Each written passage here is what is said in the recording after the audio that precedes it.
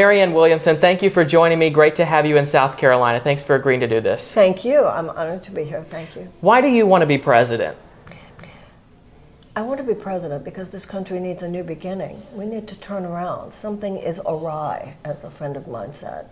And what has gone awry is that we have allowed principles of economics and kind of soulless business principles to come before humanitarian principles, to come before real democratic principles. And it has taken us as a country off course. We put profits for insurance companies and pharmaceutical companies and big health and big food companies, big agricultural companies, big chemical companies, gun manufacturers, big oil, defense contractors. These huge industrial corporate entities and their profits are given precedence over the health, safety, and well-being of the American people. And we need a president who says that and does whatever is possible to bring things back around so that the people of the United States truly have the power once more. I want to talk to you about the current president because in many interviews you've said he's a nice man and you don't plan to specifically attack him, so to speak. No. How do you win the presidency and overcome a sitting president who's seeking re-election as a Democrat without taking shots at this president? I don't think people want to hear me take shots at the president. I think I'm making an argument based on policy. And one of the issues based on policy is that I do not believe that the president is our strongest candidate for 2024. 2024 will be a different race than 2020. And I believe that the president offering a message of Bidenomics, that everything's really going well, I'm sorry, but that's directly contradictory to the visceral experience of the majority of Americans. I'm not attacking him personally to point that out, but I am making what is for me a passionate argument that that's not only not the way to win in 2024, but it's not the way to repair this country. We have over 70% of Americans who report living with chronic economic stress. Things are doing well economically for 20% of Americans, but those 20% are living on an island surrounded by a vast sea of what is for many, many people terrible economic despair. You know, so much of what we call a mental health crisis in this country. You can't overstate how much economic anxiety has to do with that. We have 1 in 4 Americans living with medical debt. We have tens of millions of people still living with college loan debts. We have 1/3 of American workers who live on less than $15 an hour. Half of them can't even find a place to live.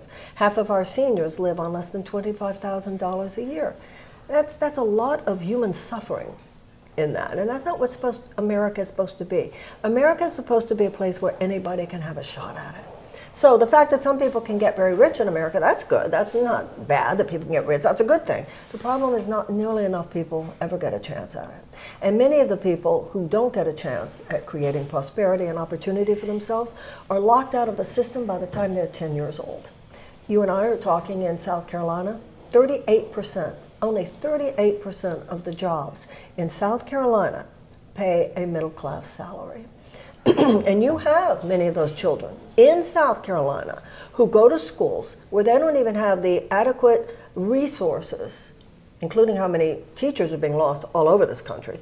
They don't have the adequate resources to even teach a child to read by the age of 10. Now, if a child cannot learn to read by the age of 10, the chances of high school graduation are drastically reduced, and the chances of incarceration are drastically increased. The policies of this president are taking small incremental approaches. I know they seem big, and they're big within a certain narrative, but given the gargantuan level of human suffering in this country, we need more than incremental approaches. We need a fundamental economic reform in the form of universal health care, tuition-free college, tech school, paid family leave, a guaranteed living wage. These things are considered moderate positions in every other advanced democracy, and they are rights that are given to the citizens of every other advanced democracy. And the same should be true here, and that's why I'm running for president. I know you talk about free college, you talk about getting rid of the debt entirely, as you referenced in one interview. I know that a lot of people are wondering how you're going to pay for that. How are you also going to convince Republicans to get on board with this who have strongly opposed initiatives like free health care in the past or even spoken out against it? How do you get them on board? Well, it's interesting because right now, both Democrats and Republicans support universal health care. Both Democrats and Republicans support tuition-free tech schools and colleges. Democrats and Republicans, including gun owners, support more common sense gun safety laws. So the problem is not with the people. The problem is with a sclerotic governmental system. What you have is too many people, both among Democrats and Republicans, who do more to serve the short-term profit goals of their donors than the actual will of the American people. So it's not about convincing the American people. The American people are not the problem. You can look at issue after issue, poll after poll. The American people are a little bit left of center. The problem is not the people. The problem is a government which at this point does not so much serve the will of the people as it serves the will of the corporate donors, and that's called corruption, and that is what is happening in our country. But how are you going to pay for it, though? Do you have a comprehensive plan to pay for these items? Yeah. Well, first of all, the federal spending is not like there's a piece of pie and then you take some out and there's less. So first of all, I want to point out that the 2017 $2 trillion tax cut gave 83 cents of every dollar to the richest corporations and earners. So the first thing you do, which will never pay for itself, it is now established by the OMB, it will never pay for itself. I'd love to repeal that. Put back in the middle class tax cuts that were part of it. They were a good idea. Repeal that. Next thing you do is cut all these extraordinary, ridiculous corporate subsidies. We're giving billions of dollars to industries that are already making billions of dollars in profits. We are just continuing to do everything possible with all these policies to make it easier for the rich to get richer, at the same time making it harder for anybody else to even make it at all. Do you foresee, I should say, problems with that? Because in other countries that have free health care, that have all these things, specifically referencing health care, I was talking to someone from Canada recently, they have to wait months to get things done. Well, how do you overcome that?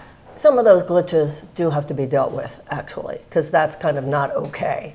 Those things have to be taken. I mean, you look, England has a system, Germany has a system, Switzerland has a system, Scandinavia has a system, Canada has a system, Australia has a system, and you do the very best, because that's actually not okay. In the 2020 election, the debate, you were asked what your first call was, and you said to the Prime Minister of New Zealand. Yeah. A lot of people really mocked you for that. I want to ask you again, if you're elected, what do you do on day one? Who's your first call? Okay, now in terms of the call, I want to say something. My delivery was silly, but my point was not silly. My delivery was nervous. Jacinda Ardern, who is no longer the Prime Minister of New Zealand, but she was at the time, she had said that she wanted New Zealand to be the best place in the world for a child to grow up. And I wanted to say, I'm going to call her and say, no country's going to be better than the United States. So which is what you should have as a position as That's president. what I tried to say, but in my nervousness, I understand how I said. I just wanted to point out the point is not silly. Right. First thing I do is cancel the Willow Project, $8 billion oil extraction project on the North Slopes of Alaska, which completely, that project alone completely nullifies the benefits of the healthy green energy investments in the Inflation Reduction Act. This is the time to ramp down fossil fuel extraction, not ramp it up. First thing I do then, cancel Willow Project. Next thing, deschedule marijuana from a Schedule I drug, and you just release from prison all these people who have they're on marijuana-related charges. Cancel every government contract with a union-busting company. Audit every penny of the Pentagon. Start exercising marching rights, which gives the government, there was a bill that was passed. It says any drug that is made with any taxpayer money, even $1, which is basically every drug, the government, if taxpayer money was used in the development of that drug, the government does have what's called marching rights. It can march right in there and lower those prices. And now I'm going to start immediately on harnessing the power to get effectuated universal health care, tuition-free college, paid family leave, etc. You start appointing all the people that you want to head these agencies. You get rid of all the corporate power that is in these agencies that were actually set up to advocate for the people. I'll be very busy. And I'll also call together a conclave of, I want the greatest minds in this country, anything having to do with early childhood. Because we know now things about the brain of little children that we didn't even know 10 years ago. If we want this country to be repaired and amazing in 20 years, what we need to do is start taking better care of our children under 10 today. And when I'm president, that's exactly what we will do. I have two more questions for you. One, how are you going to be a president for all Americans? A lot of Republicans would look at you and they would say, it seems like she has a very progressive agenda. Perhaps I'm not totally on board with that. How do you work for everybody?